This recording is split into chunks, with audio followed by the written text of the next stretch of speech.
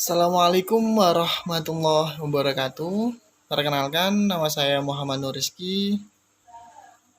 NIM-nya 21403049. Nah, di sini saya akan mempresentasikan dengan bab manajemen konflik. Nah, di sini bertujuan untuk menyelesaikan tugas dari mata kuliah perilaku organisasi dan dosen pengampunya yakni Bu Sri Haryanti. Nah, untuk yang selanjutnya, apa sih konflik itu?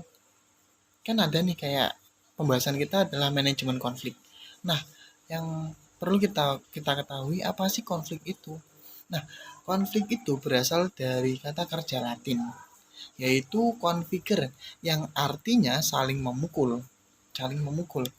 Secara sosiologis, konflik berarti suatu proses sosial antara dua orang atau lebih. Bisa juga kelompok, di mana salah satu pihak berusaha menyingkirkan pihak lain dengan membuatnya tidak berdaya. Dengan kata lain, pemilik konflik pemilik kon dengan kata lain, konflik merupakan ekspresi pertikaian antara individu dengan individu yang lainnya. Bisa juga individu dengan kelompok, kelompok dengan kelompok yang lainnya. Karena beberapa alasan, seperti kayak penyebab utamanya seperti tujuan yang ingin dicapai, kalau itu alokasi sumber dana yang dibagikan. Oke, untuk yang selanjutnya yaitu jenis-jenis konflik. Nah, jenis-jenis konflik itu apa saja? Jenis-jenis konflik itu ada beberapa. Yang pertama yaitu konflik dalam diri individu. Nah, konflik dalam diri individu itu seperti apa? Nah, konflik dalam diri individu ini yang dimaksud yaitu personalitinya dalam diri sendiri. Misal kita kasih contoh. Saya kasih contoh itu seperti ini. Saya memiliki banyak tujuan, beberapa tujuan. Misal kita ambil dua contoh. Saya memiliki tujuan A dengan saya juga memiliki tujuan B. Akan tapi kedua tujuan ini saling bertentangan dan tidak saling bertentangan seperti itu. Nah, dari situ saya bimbang harus menyelesaikan yang apa, harus memilih yang mana. Nah, contoh dari konflik individu itu seperti itu dalam diri individu.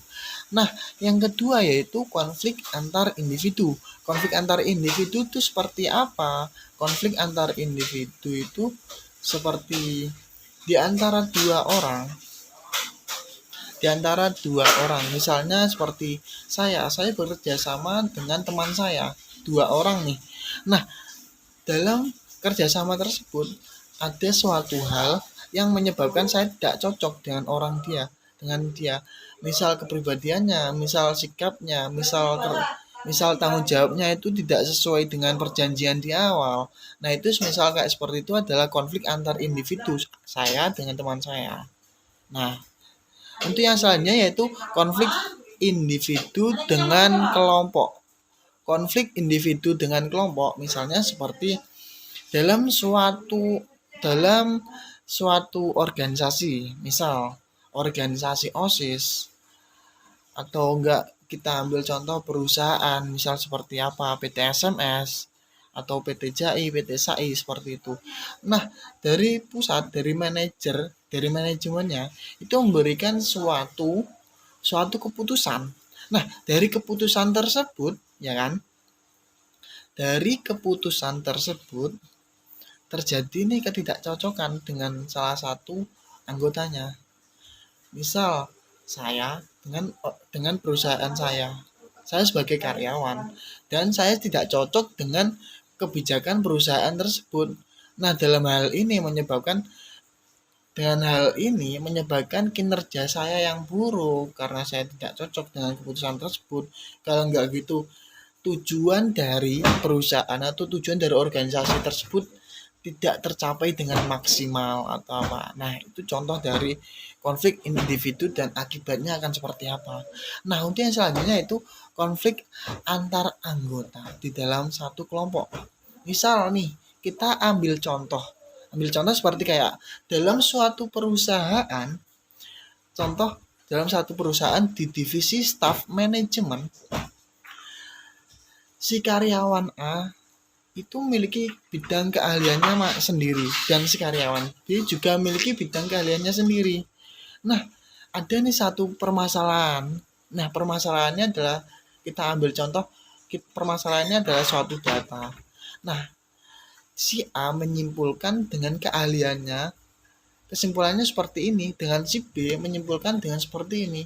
Nah, dari situ menyebabkan perbedaan pendapat dan akhirnya ketidakcocokan antara si A dan si B, akhirnya menyebabkan konflik dengan emosional karena egonya sendiri. Saya menjelaskan ini karena saya memiliki bukti, memiliki ahlian, dan saya menghitungnya dengan seperti ini, dan si B juga seperti itu dengan ego emosionalnya. Nah, contohnya itu seperti itu.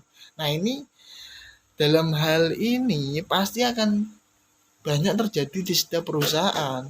Kita berbicara secara realitas seperti itu. Nah, dari hal ini pihak manajemen pasti akan mencari solusinya. Nah, untuk yang selanjutnya yaitu konflik organisasi. Nah, konflik organisasi ini ada berapa? Kita ambil saja satu contoh ya. Misal di perusahaan, kita ambil realistisnya aja. Di perusahaan itu ada seorang manajer bagian, kalau nggak itu manajer pusat atau apa. Nah, itu memiliki anak buah atau apa. Nah, dari ownernya atau dari pemilik perusahaan atau apa itu membuat kebijakan. Nah, si pemimpin ini, kepala divisi atau apa ini akan dimutasi. Bisa saja diberhentikan atau diturunkan jabatannya atau apapun. Nah, akhirnya memiliki cekcok dan si anggota anak buah dari si kepala tersebut akhirnya itu nggak terima, akhirnya akan terjadi kayak demo atau apapun. Kalau nggak gitu seperti konflik organisasi itu seperti bagian atasan itu, kita ambil contoh saja di kasus sebelum-sebelumnya. Nah, ini kasus baru-baru ini terjadi, contohnya kita di PT Sami. Sami itu Semarang, apa itu? Yang otomotif itulah. Nah, itu yang viral barusan ini. Nah, di situ terjadi penurunan gaji. Misal penurunan gaji 100.000. Misal gajinya 2.200.000. Yang harusnya tiap tahun atau tiap minggu itu terjadi kenaikan meskipun 50.000 atau apa. Nah, itu terjadi penurunan secara 100.000.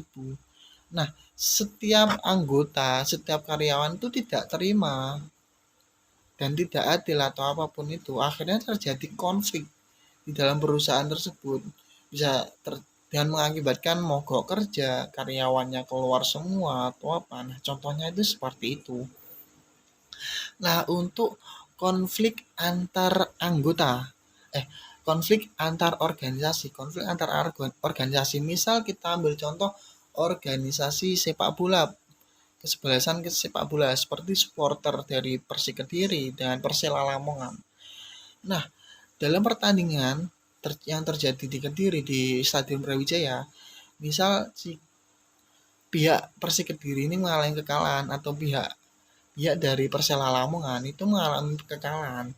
Nah, dari situ akan timbul nih contohnya supporter yang nggak terima, akhirnya terjadi bentrok, provokasi, yang lainnya juga ikut karena nggak terima tersebut, akhirnya terjadi kayak bentroknya itu seperti apa? Bentroknya itu seperti tawuran, kalau nggak gitu seperti apa itu.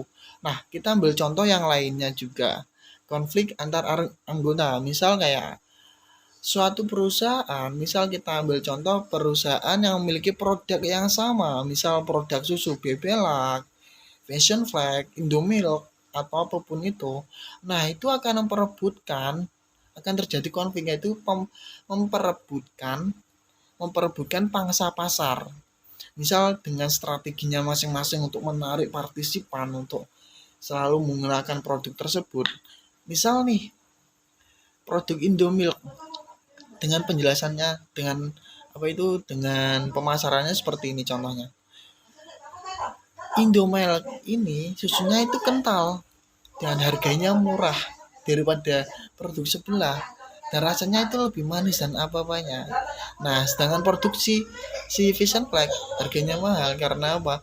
Karena kita mengunggulkan kualitas, kenyamanan rasa dan lain sebagainya. Contohnya seperti itu. Nah, yang selanjutnya yaitu faktor timbulnya konflik. Faktor timbulnya konflik. Nah, ada dua faktor. Yang pertama dari faktor manusia dan kedua dari faktor organisasi. Kita membahas tentang faktor organisasi. Yang pertama ditimbulkan oleh atasan, terutama gaya kepemimpinannya. Nah, dalam hal ini maksudnya gaya kepemimpinan apa? Misal dari suatu divisi di sebuah perusahaan. Nah, di divisi bisa ambil contoh aja mandor. Nah, mandor ini dengan gaya kepemimpinannya yang angkuh, kepemimpinannya yang emosional, yang apabila anggotanya itu mengalami kesalahan langsung dimarahi, langsung dipotong gaji misalnya, atau enggak gitu buat penalti atau apa. Nah, dari situ karena gaya kepemimpinan yang arogan akan menyebabkan timbulnya konflik, misal ketidakcocokan atau ngerasani atau apapun itu, bahkan bisa sampai terjadi di luar perusahaan, misal misal saat pulang dicegat, kalau itu dipukulin atau apa. Nah, itu contohnya. Yang kedua adalah personil yang mempertahankan peraturan-peraturannya secara kaku. Misal si dalam perusahaan ada dua karyawan yang sama-sama di bagian yang sama. Nah, yang satu itu mempertahankan peraturan yang secara kaku, harus disiplin, harus apa. Yang satunya itu agak lebih keluas gitu, mencari-cari kesempatan untuk beristirahat atau apapun itu, ya kan.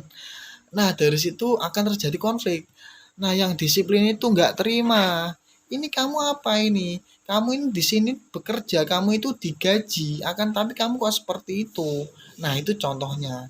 Untuk yang ketiga yaitu timbul karena ciri-ciri kepribadian individual antara sikap egoistik, temperamental, sikap fanatik, dan sikap otoritas. Nah, itu seperti penjelasan yang di atas, seperti arogan, kepribadian egoistik seperti itu.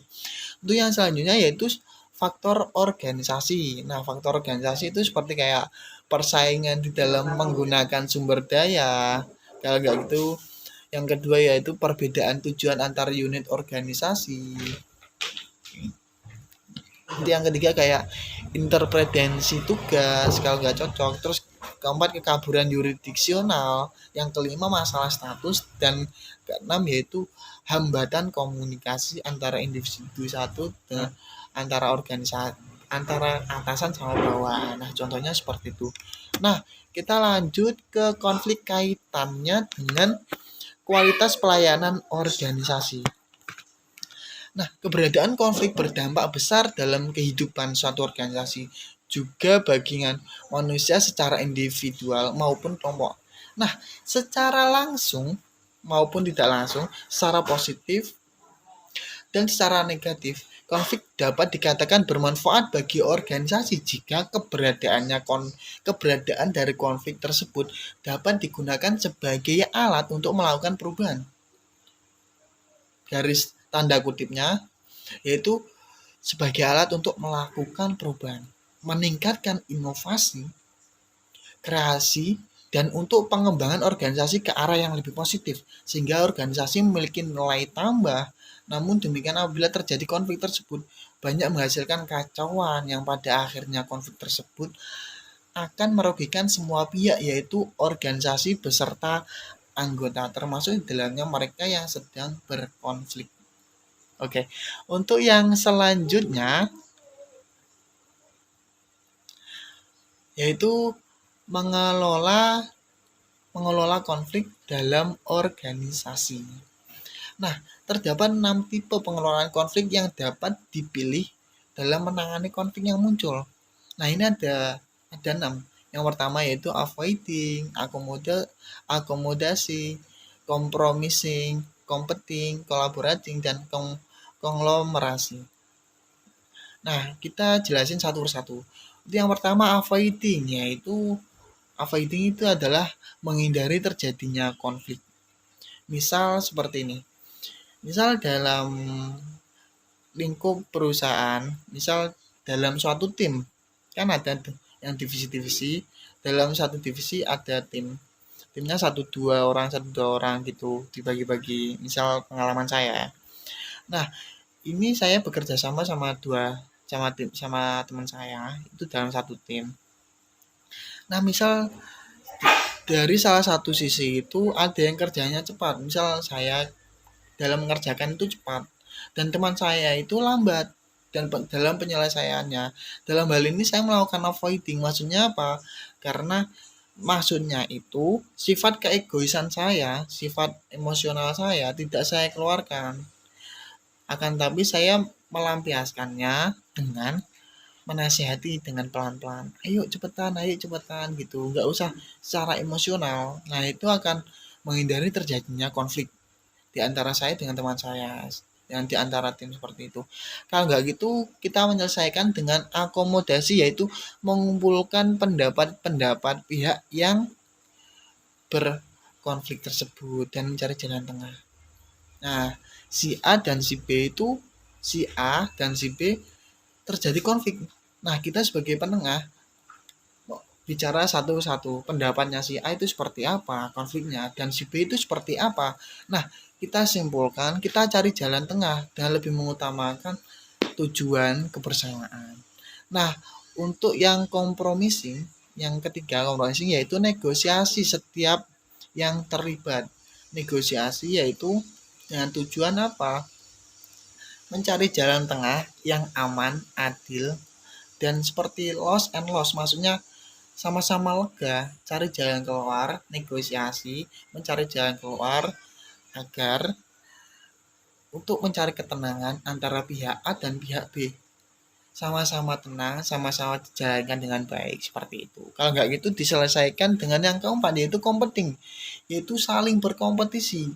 Misal kinerja si A dan si B memiliki kinerja yang baik, yang terjadi cekcok. Nah, untuk menyelesaikannya, oke, kita kita buat seperti kompetisi. Kinerja kamu seperti apa, kinerja si B seperti apa. Kita lihat di akhir bulan kinerja siapa yang lebih baik. Nah, seperti itu. Harus ada yang menang, harus ada yang kalah. Dan harus menerima hasil tersebut. Kalau nggak gitu kita bisa menyelesaikan konflik tersebut dengan kolaborasi. Kolaborasi itu maksudnya apa? Kolaborasi yaitu apabila si A dan si B terjadi cekcok konflik. Nah, untuk mencari jalan tengahnya, kita satukan mereka untuk menyelesaikan tujuan yang sama. Misal dengan bekerja sama untuk mencapai tujuan yang sama. Misal si A dengan keahliannya itu merakit, dengan si B keahliannya itu menyatukan atau mencari bahan yang bagus. Nah, dari kerjasama tersebut akan mencapai tujuan yang sama untuk mencapai tujuan yang baik ke depannya. Nah, seperti itu. Yang selanjutnya yaitu konglomerasi, yaitu gabungan dari kelima itu seperti menghindari terjadinya konflik. Terus kalau nggak gitu menjadi cari jalan tengah, kalau nggak gitu bisa dijadikan sebagai ajang kompetisi untuk mencari siapa yang terbaik. Kalau nggak itu bisa juga untuk saling berkolaborasi. Nah, sekian presentasi dari saya. Untuk kurang lebihnya mohon maaf. Wassalamualaikum warahmatullahi wabarakatuh.